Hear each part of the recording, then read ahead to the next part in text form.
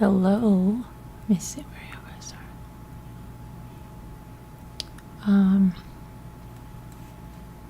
Where are you? Over here?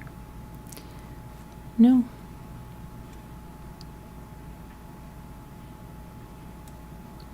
I don't know if that's tomorrow's. Yeah. Hi, Margot. This is tonight's.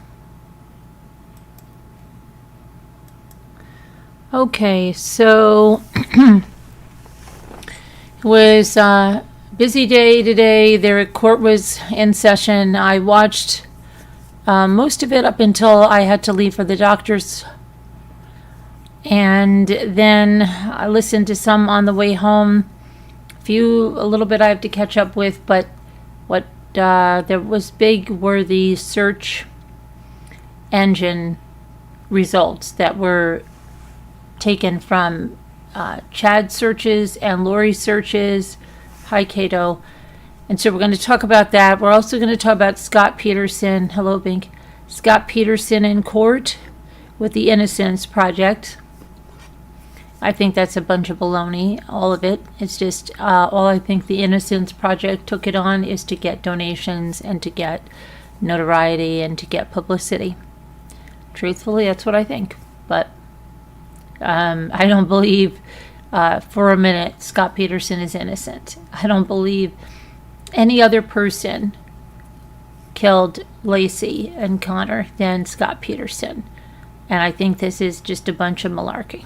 Anyway, then the two missing moms from Kansas have been positively identified, and with the bodies that were found, with the whole quartet of evil. And then we're going to talk about Karen Reed, jury selection, getting ready for her trial. Maybe talk about the timeline. And then, I don't know what we're going to do then. I was able to ride my bike finally again without, after that anemia crap. When I could only ride like a mile, and then I was lightheaded because I wasn't getting enough oxygen because my iron was so freaking low. And today I rode 4 miles and felt good. So, and then I told the doctor about that too, that I brought that, my iron back up. Anyway, yeah, so, but we will talk more about that. I've got some things that I've got, medical procedures I've got to undergo and stuff like that. But anyway, at least I've got that back because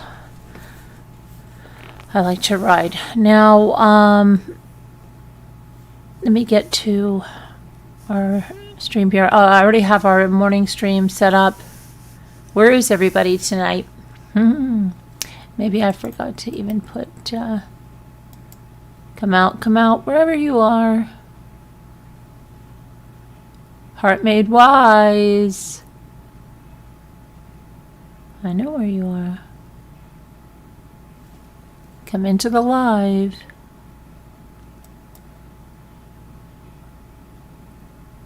Okay, let me just put this in Slack.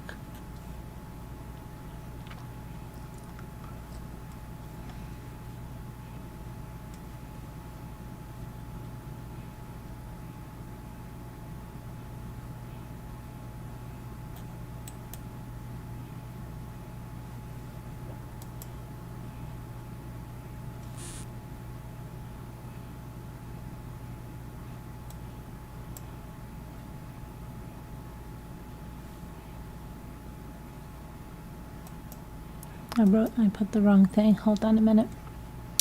I went to share the video and I put the wrong link.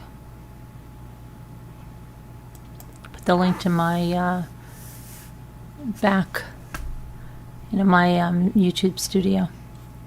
And now my computer's off. Yeah. So anyway, yeah, come on in. There we go. Delete it. And let me get the chat, the real chat, which would be here. Copy. And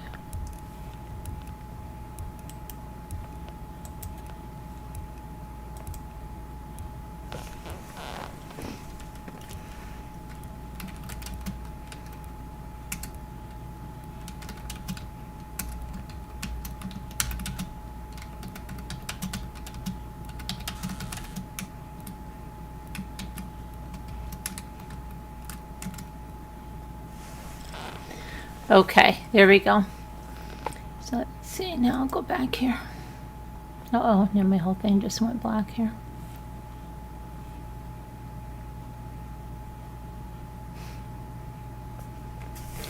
Okay, here we go.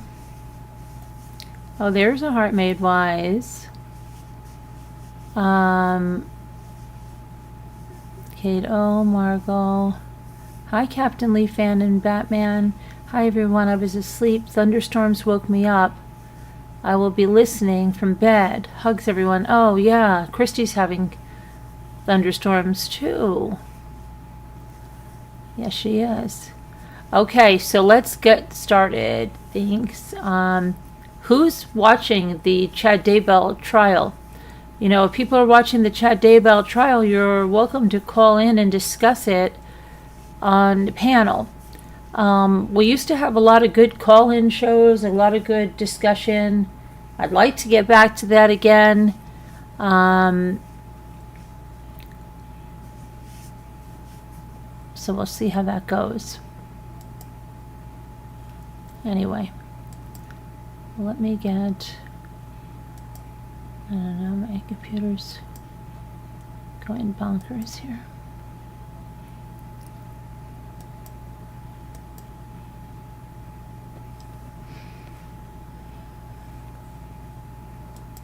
Okay, get rid of this.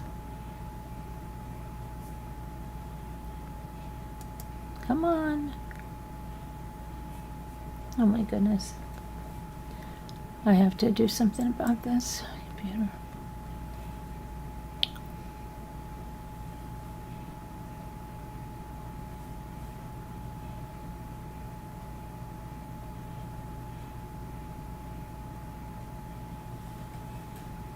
Okay, so let me get a graphic over here.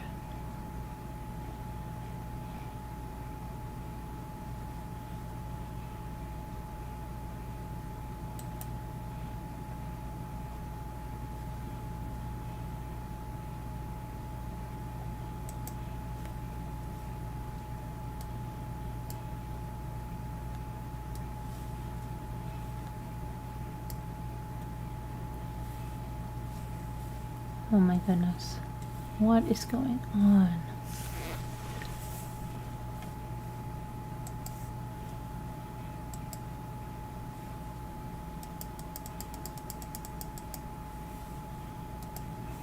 Okay, so today in court, like I said, you have Chad Daybell. And the jurors heard today, Tuesday, about the Google searches, okay, they had a slide for Chad and a slide for Lori, and they were pretty damning Google searches.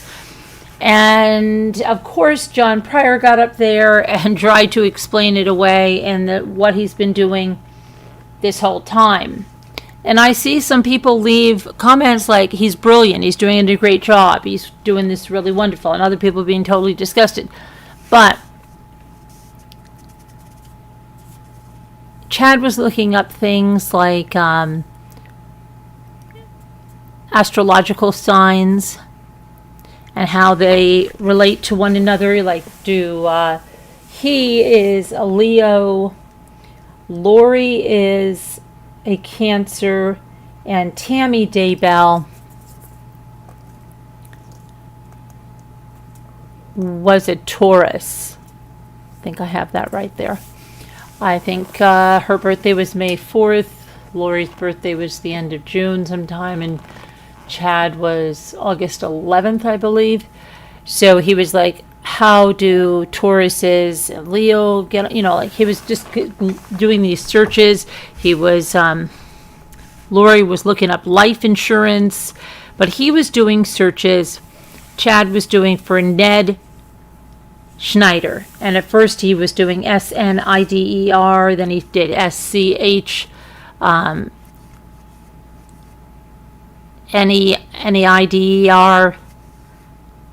And he looked, another name he looked up is Hiplos. And that was another name that they referred to a dark spirit or demon that had taken over Charles Vallow. And they called him Ned Schneider. They believed that Charles Vallow was possessed by Ned Schneider. So that was all on his searches there. Hold on one second. I just lost my thing here. What is going on?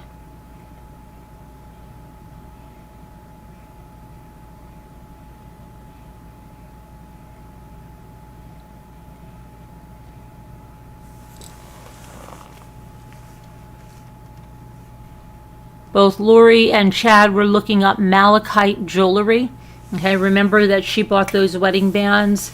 I believe we had looked them up. They were on Amazon. I think they were like $35 or maybe even less. And she was looking for wedding dresses in Kauai on the day of Tammy Daybell's funeral. They were looking up these wedding bands while Tammy Daybell was still alive. And then Chad was searching for SSW wind. And what is the definition of SSW wind? And that was made on Chad Daybell's account the day that Tylee was last seen alive.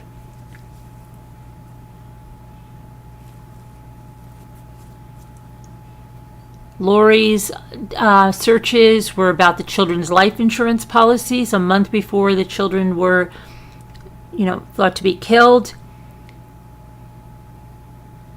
There was no evidence that a policy was bought, but Lori made searches about selling a service dog, which JJ had almost 2 months before his death.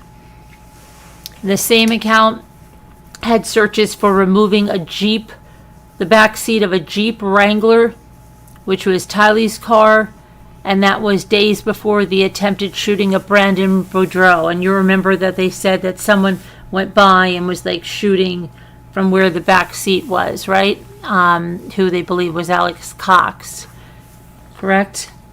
Lori's account also searched for news in Gilbert, Arizona on October 2nd, and that was the day of that shooting. And during the cross-examination, John Pryor asked the FBI special agent, tactile agent she was, whether others were around during the time that JJ was killed and had their search histories been analyzed. So that's where he was going with that, and listed a couple other people like Melanie Gibb, and why weren't their search engine history retrieved? And she said, she didn't know it could be. Let's see. She also could not verify what device the searches were made on or who made them, just that it was someone who had access to Lori or Chad's account. Again, they're trying to create that doubt. Could have been someone else, Did other people live with them? John Pryor asked the agent whether a better motive for killing the children would be religious motivation by one of the members of the Daybell's religious group, or that someone did it to cover up the murder of Charles Vallow, implying that Lori and her brother Alex had better motivations than Chad did. That was objected to by prosecutors. It wasn't answered. Nathan Duncan, the detective with the Chandler Police Department in Arizona, was the next witness. And he documented the crime scene. And he said that, the crime scene, this is when Alex Cox killed Charles Vallow in what he said was self-defense. And when he described Lori's home, he said it was sparsely furnished. And the room where Charles was killed, it was just literally empty. And Charles was laying on the floor with a baseball bat nearby and also 2 shell casings. Let's see. He testified about the communications that were found on Charles Vallow's phone, showing that he knew about his wife's affair with Chad Daybell. And there was this email they were showing that somebody seems to have written and tried to pretend it was Charles Vallow. Okay, in messages, Charles Vallow confronts his wife about a letter that appears to be from him, and he invites Chad Daybell to come stay with their family a second time to help him write a book. Duncan said the letter appeared to be an excuse for Chad to visit Lori Vallow. Duncan said Charles Vallow reached out to Tammy Daybell after finding the letter, telling her he has definitive proof that their spouses were having an affair. Charles said, "It's devastating, I know, but the truth needs to be shown." Charles Vallow also sent an email around the same time as his wife, telling her, "There really is something wrong with you." He told his wife he knew of her infidelity and said that he deserved an apology. And he said, and I quote, "Lying has become second nature to you. We have a son to raise, but that's all we have in common." Charles Vallow also confronted Chad Daybell about the email claiming to be from him, telling him it was preposterous. Duncan testified about messages between Lori Vallow and Alex Cox speaking about Ned and whether he was gone yet. He said detectives found in their investigation that Charles Vallow may have been killed because they believed he had a dark spirit. Duncan said he never saw any indication of grief in any messages following Charles Vallow's death, and even showed one message from Chad Daybell calling the death such a relief. He spoke about audio where Chad Daybell called an Arizona mortuary funeral home to ask about the cost of burying his uncle shortly after Charles Vallow's death. Duncan then testified about messages between Lori Vallow and Chad Daybell that were sent 7 days after Charles Vallow was killed, where they were discussing Charles Vallow's life insurance policy, and the messages show that Lori thought the money would be coming to her. Ha ha ha, the beneficiary had been changed, which she was incensed about. So there was a text message from Chad Daybell to Lori saying he feels like Harry Potter living under the Dursley stairs, but every few weeks he can escape and have amazing adventures with her, his goddess lover. In the message he said, "I sense permanent change is coming." Yeah, you surely predicted that one, Chatty, right? You've got some permanent change now, don't you? Another message shows Chad Daybell was texting about evaluating the death percentages for his wife, like they use with Charles Vallow. Chad Daybell called Tammy Daybell's death percentage encouraging. Nice. Duncan also testified about a patriarchal blessing given by Chad Daybell to Alex Cox on November 24th, 2019, through Chad Daybell's Church of the Firstborn. He said what stood out to him was what the hell was that? That was scary. Oh, I'm sorry. Hold on a second. I thought there was like a cat over here. Okay.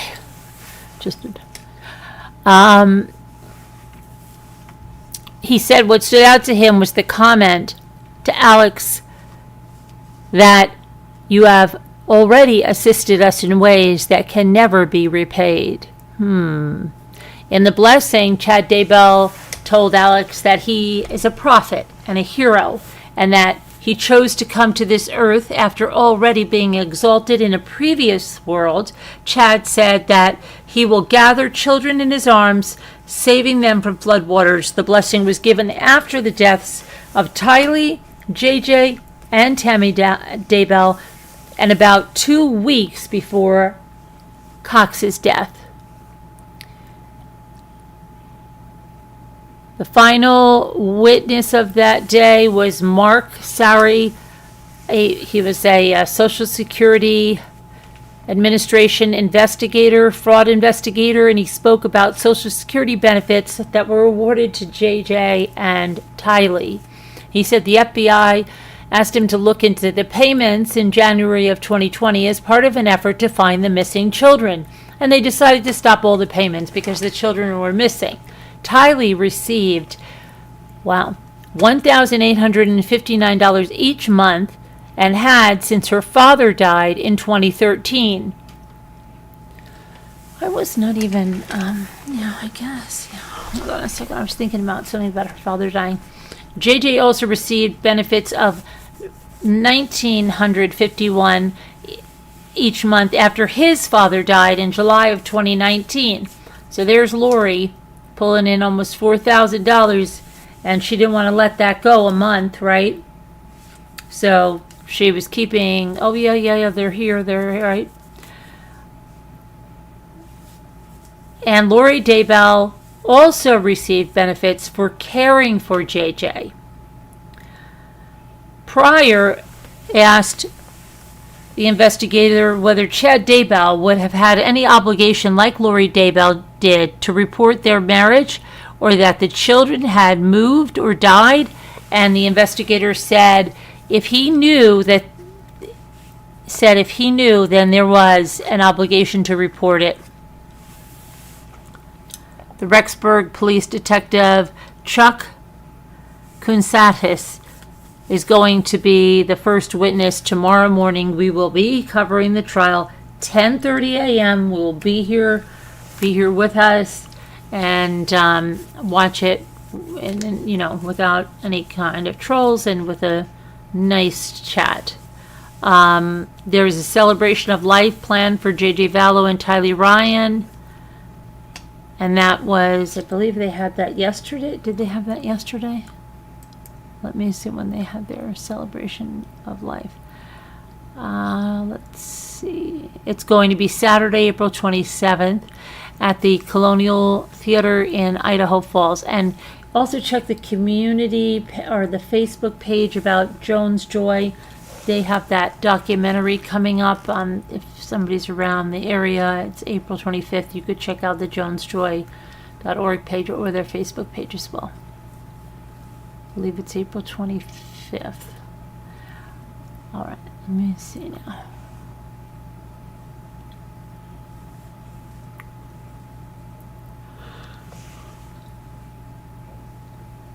This is spinning.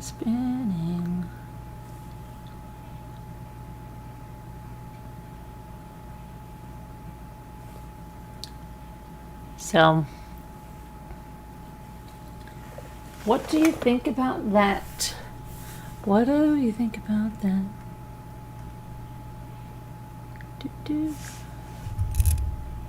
Okay, now I just had to wait for my computer to allow me to go into the live chat. What do you think about that? Still waiting to get into the live chat. I'm very, very sorry. I'm going to figure out what's going on here with this computer. Okay, here we go. I'm back in. Hi, Sherry. Hi, Rough and Ready. Sharon. Hello there, One-Eye Blind Dart. How are you?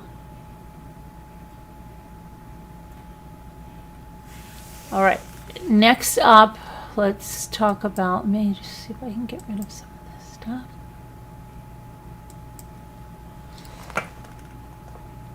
It's not responding.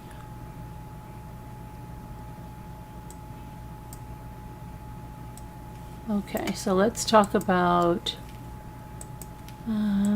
that jury selection began in the trial for Karen Reed.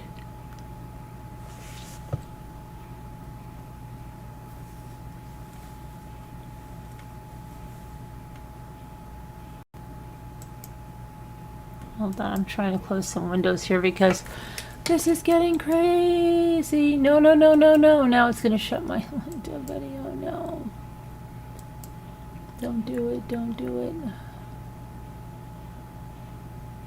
It's 41 degrees here. What is it by you? Oh my gosh. Okay, come on. I knew it was going to close it. Hold on, it just closed the video. I've got to open it up again. Oh my goodness.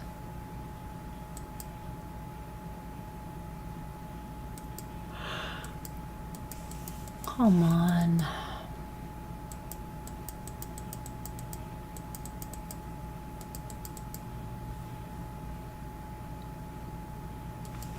I'm going to shut this whole computer down tonight after the live and let it kind of set itself. I don't know. It's really being quite problematic.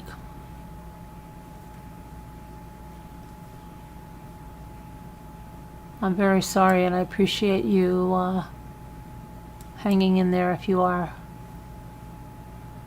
while I try to deal with this. It's very upsetting. Shouldn't be doing this.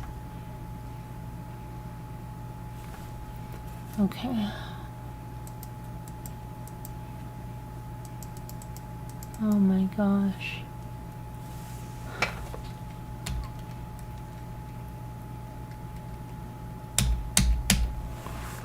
Oh my gosh.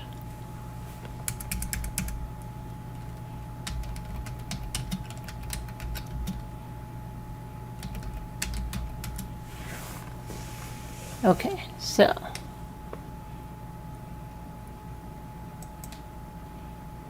Karen Reed's trial has gotten underway with jury selection. She arrived in the Norfolk Superior Court. She's greeted by her supporters. And I'll show you a picture of that. But there were only 4 jurors that were seated for her upcoming trial yesterday, so there will, they're going to be back at it tomorrow.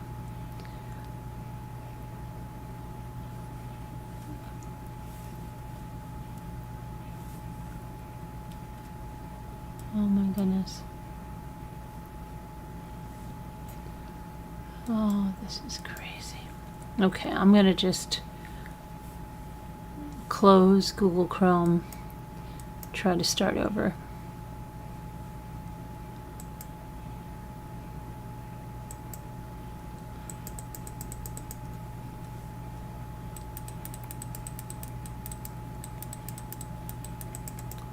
This is just nutty. All right, well, okay, I'm gonna really try to get something done. Now I'm frozen. Oh my gosh. All right.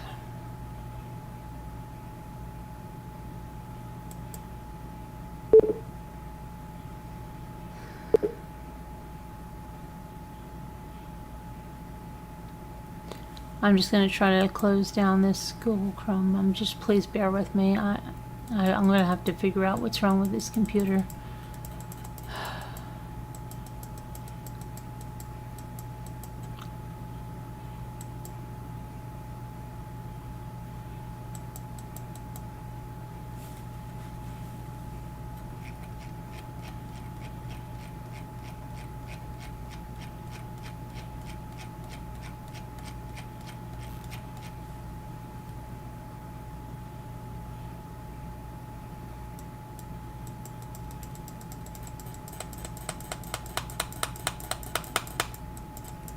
I just get so upset with it, I just keep...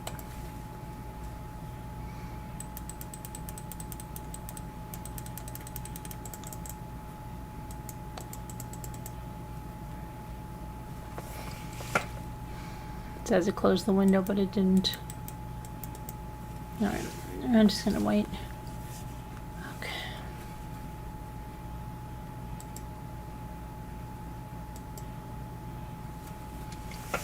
I don't know, I thought I updated it today. I thought it was gonna...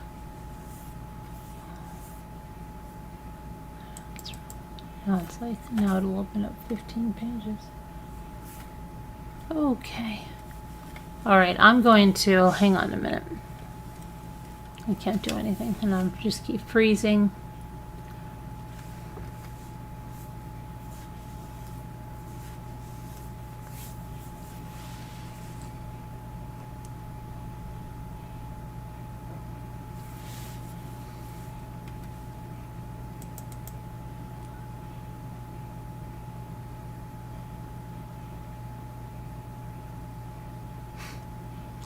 This is crazy.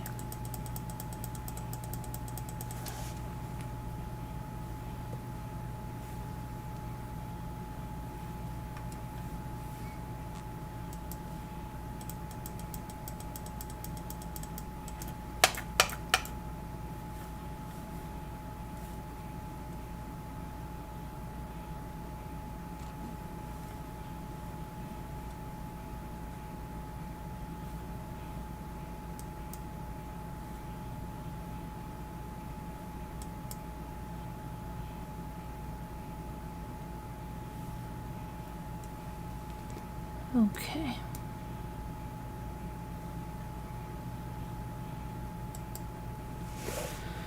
All right, back in the live chat now. Let's say open a widget. You made a crock pot dinner today? That's great. One-eye blind art. That sounds great. What'd you make?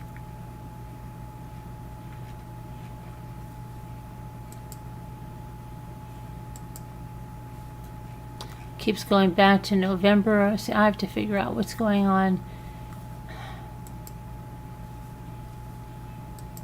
Okay, let me just do this. So tired.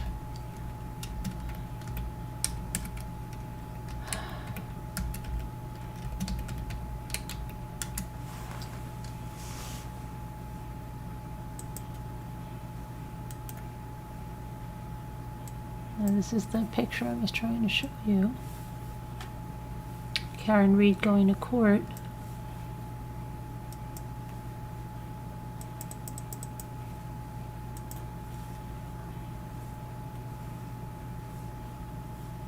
Oh, be quiet, please.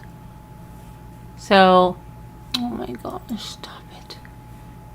So many things that just keep popping up every minute.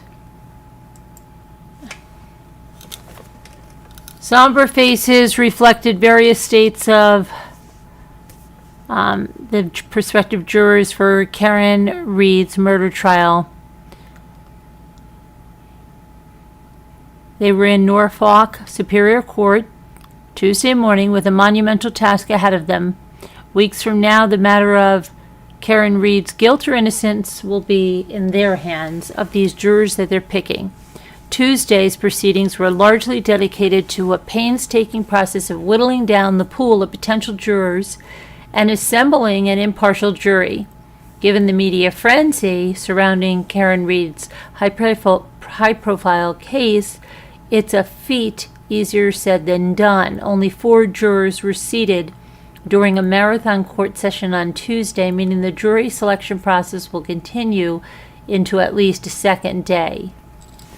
Okay, so she's going to be doing that for another day. Now let's talk about the bodies of the Kansas missing moms.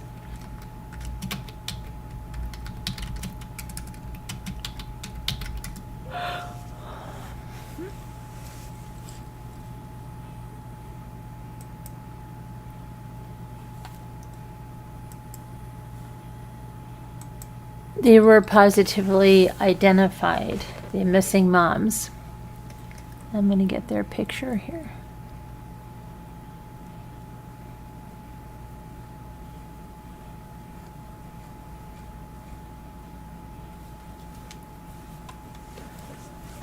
Hang on a minute. Just so I know if I break it up into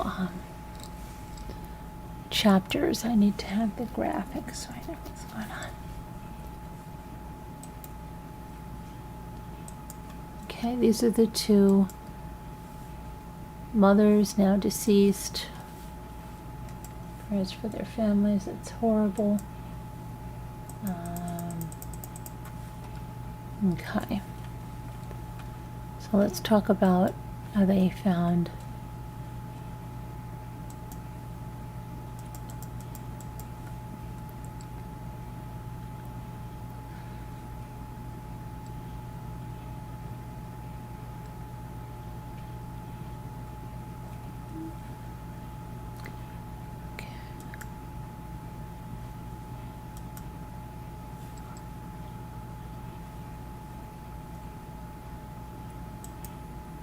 Okay, so the two bodies that were recovered in rural Texas County, Oklahoma, have been positively identified as the two missing Kansas moms who disappeared without a trace.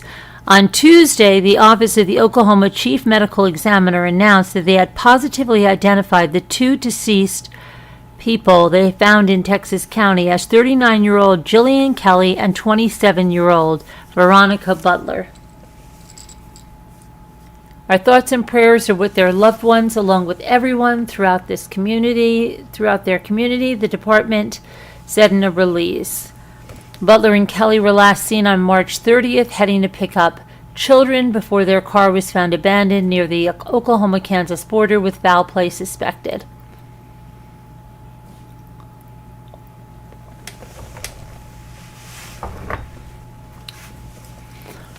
Okay.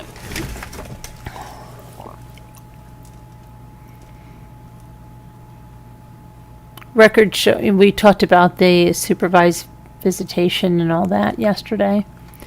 And then next up we said Scott Peterson. Let's talk about Scott Peterson, okay?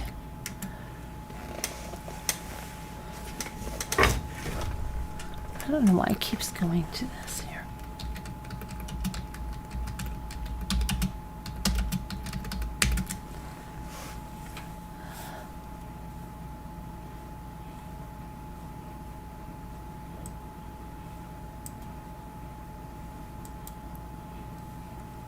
Okay, so Scott Peterson is not looking good. Let's say that, okay?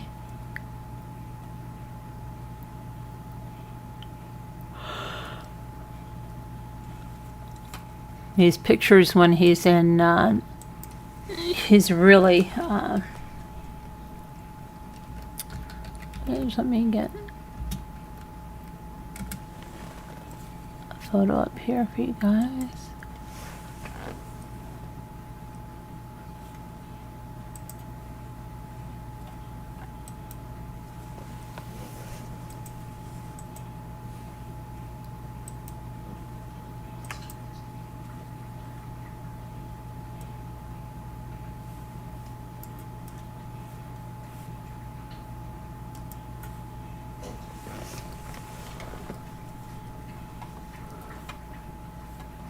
I don't know whether he's got a little man bun going on or a ponytail. Here's a side view of him.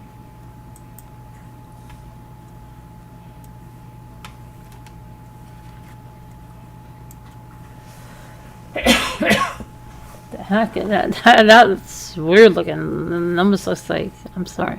Okay, let's go.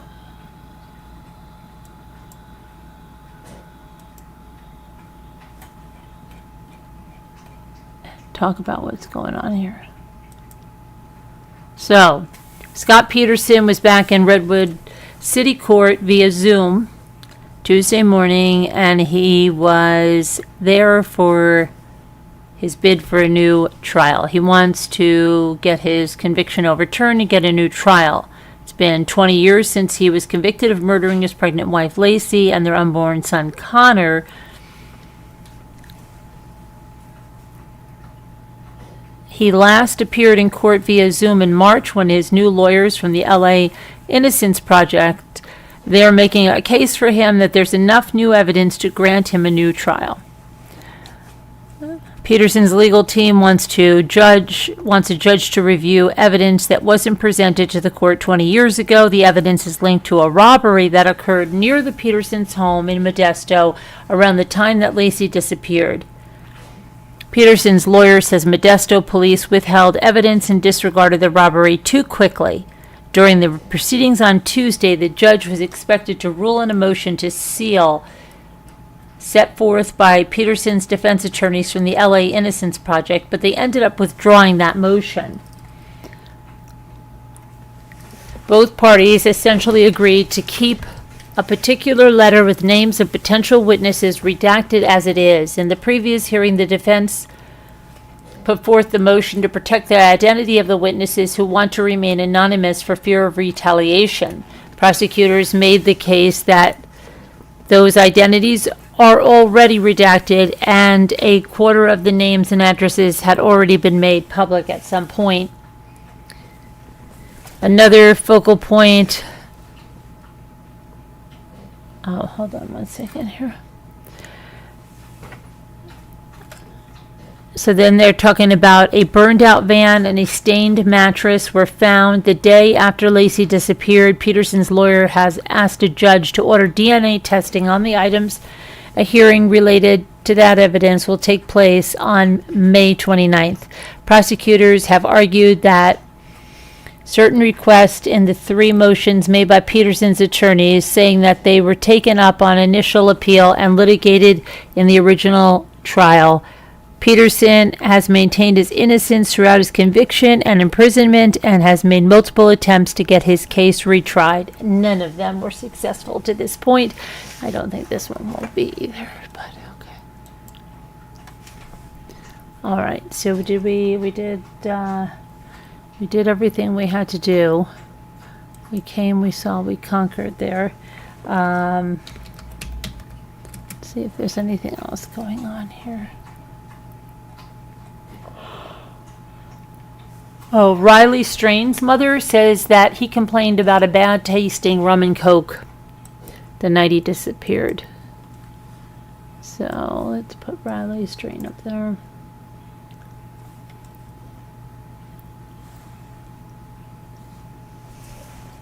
More than a month after her son went missing, during that night out drinking in Nashville, sparked a desperate 2-week search for him. The Missouri mother says he texted her that night and said his drink didn't taste good.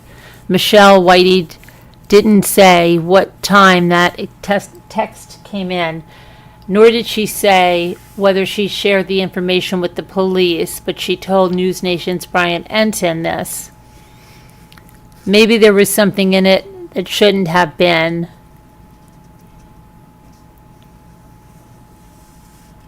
She said her son told her the rum and coke tastes like barbecue.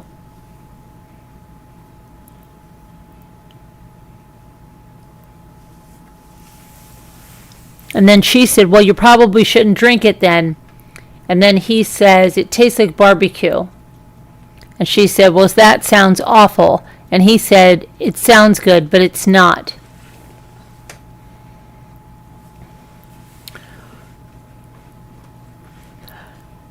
Authorities in Nashville are still awaiting toxicology reports from the autopsy of Riley Strain's body, which resurfaced in the Cumberland River 8 miles from where he was last seen to be 2 weeks after his March 8th disappearance.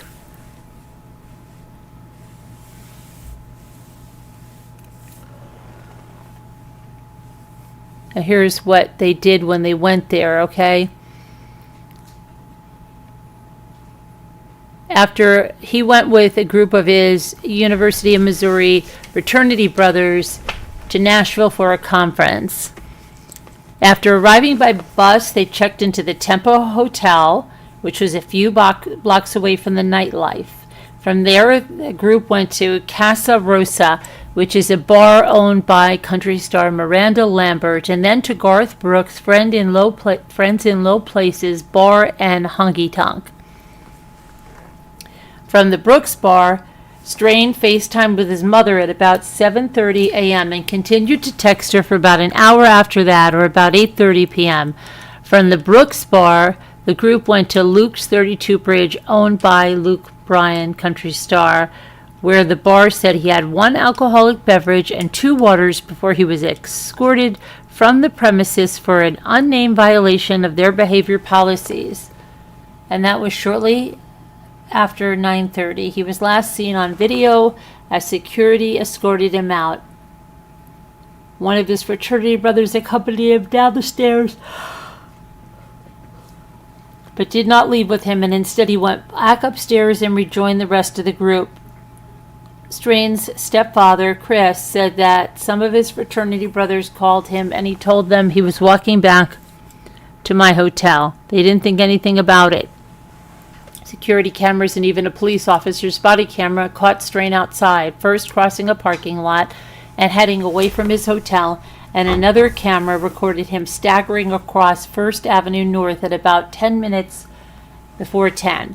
The police officer investigating a burglary alongside the river spoke briefly with Strain as he strode by. There was no indication of a problem. His phone last pinged near the James Robertson Parkway Bridge over the river about an hour later. Strain's friends told his parents they went out to look for him because they got back to the hotel, saw he wasn't there, and didn't report him missing until the next day, and that's when the search began. Police located the videos. A searcher found Strain's bank card alongside the river, and there was nothing else until March 22nd when a worker downriver reported finding a body in the water. It was Riley Strain. He didn't have pants on, not unusual for someone who'd been in the water for 2 weeks, and therefore his wallet was also missing. Police said at the time his body was found where they would expect it in the river at about the time they expected it to surface. An autopsy was conducted the next day, and police said that so far all the evidence points to an accident with no signs of foul play.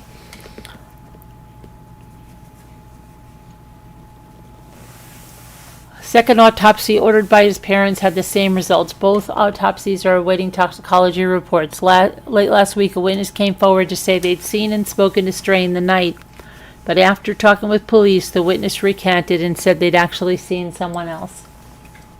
Okay, let's see what we got here.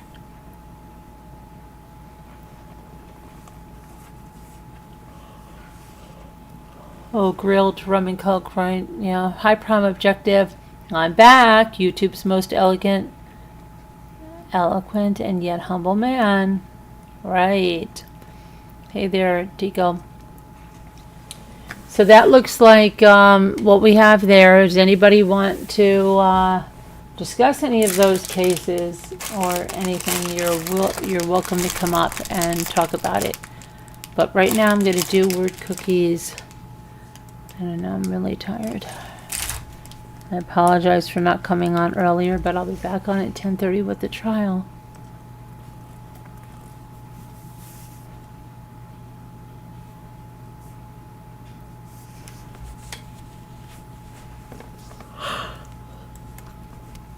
So let's see, round and round she goes. Where she stops, nobody knows.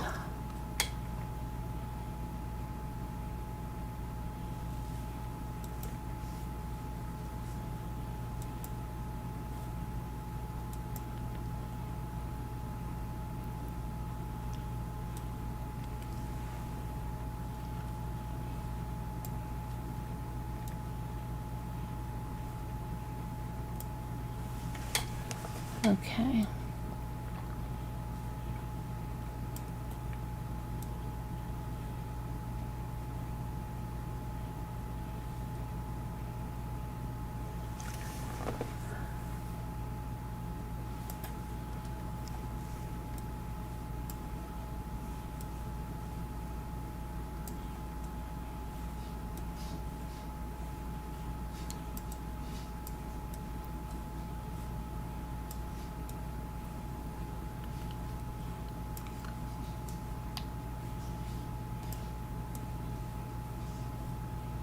Okay, devise.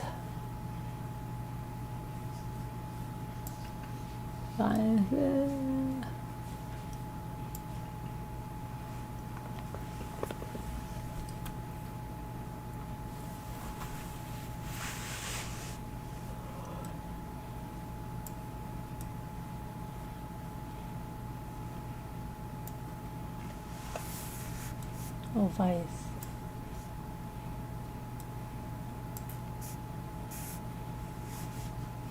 Wow.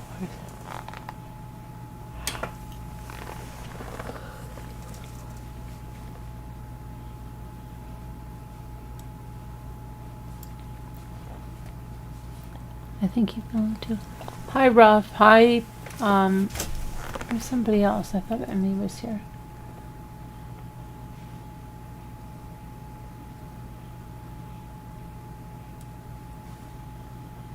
Do do do do do do do.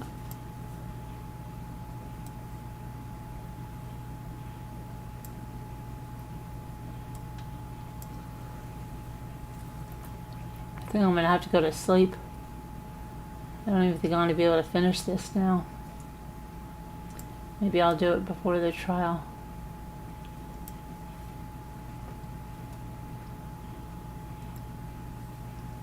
If you ever disappear, you would be found.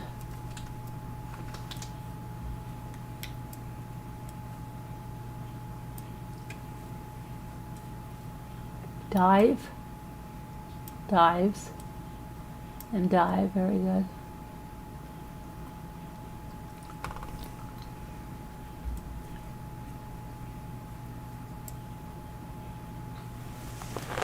Right, okay.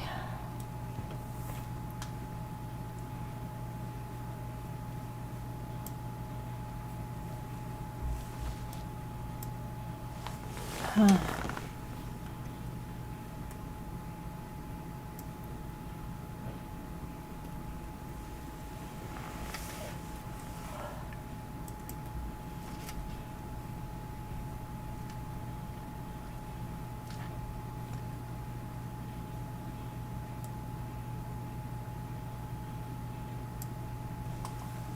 Oh, bad choice of words. Why? I don't know. I don't know. I don't know what you're talking about.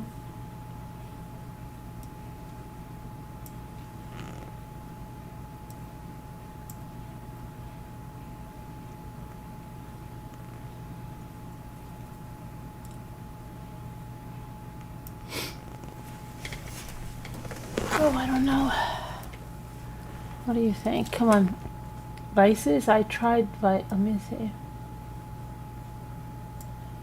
No.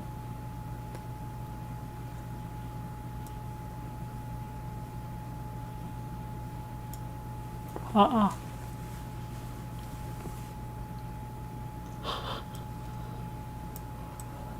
not going to be able to stay on much longer. I am so tired. Alright, I think I will just... I have side, don't I? I do. Oh, I don't know. I don't know. I don't think I can make it until we finish this. I'm going to have to finish this in the morning before court. I am just so freaking tired. I wish we could do it, but I don't think we're going to get it done.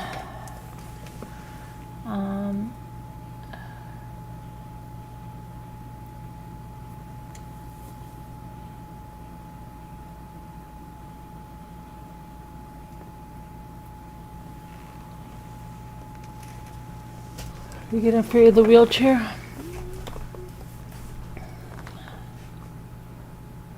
That's good. You're getting free of it? Is that what you said? Oh, I don't know if that's what you said. Okay. I have a sticky key. Oh, okay.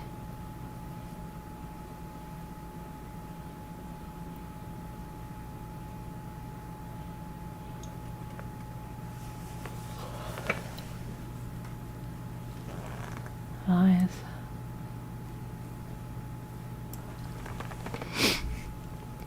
Okay.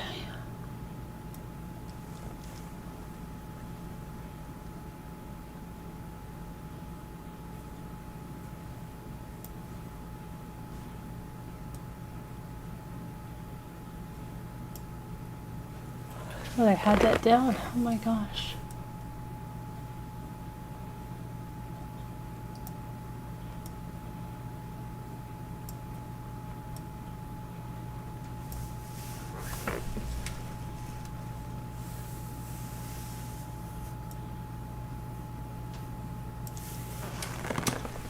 Huh.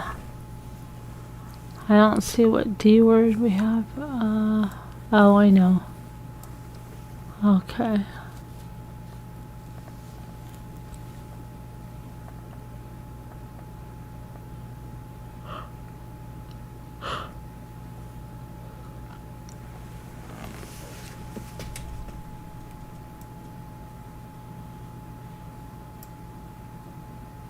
Oh, thank you. Okay, that's it, guys. I have to call it a night. I love you guys. God bless. Prayers for all. See you tomorrow. Have a good night. Good night. Good night. Good night. Love you.